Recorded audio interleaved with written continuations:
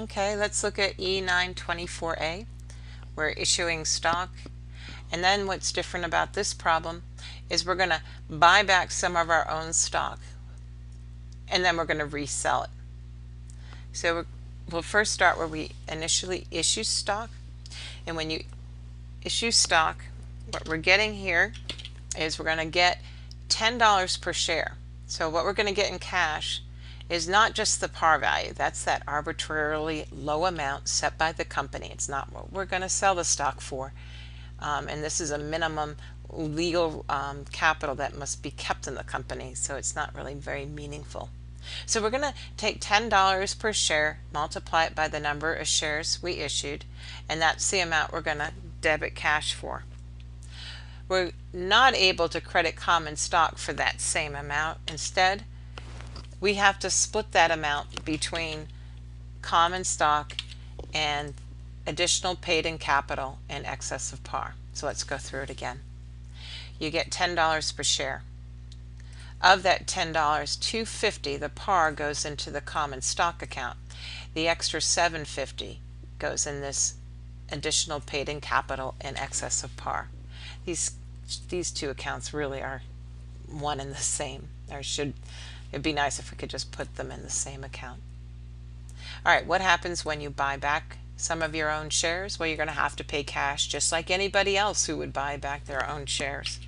And what you're going to do is you're going to credit your cash, give up cash, and you're going to debit treasury stock.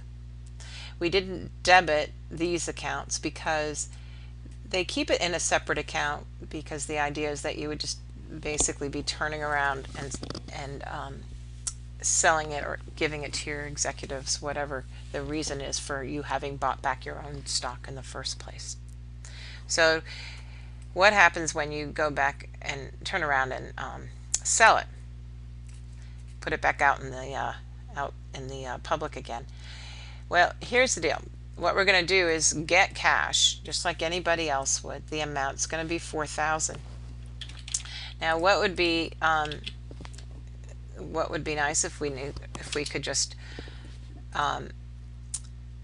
debit this treasury stock, making it go away.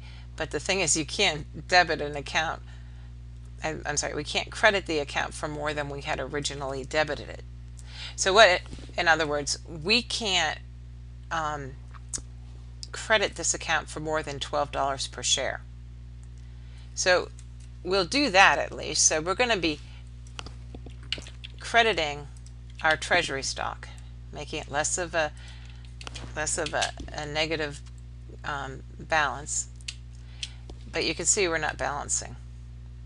So we've got to credit something else. And like we did before when we were issuing the shares, the extra amount you got will go in the additional paid-in capital in excess of par account. Tricky, huh? So again, remember that when you reissue shares, even though you may have gotten more from it than what you had paid, all you can credit your treasury account for is what you had paid originally, and whatever it takes to balance you out goes in the excess account.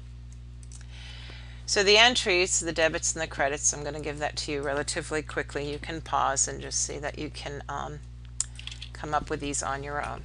But it's basically, again, debit, credit. And this is a credit and a debit. This is a debit and this is your credit. That's treasury stock.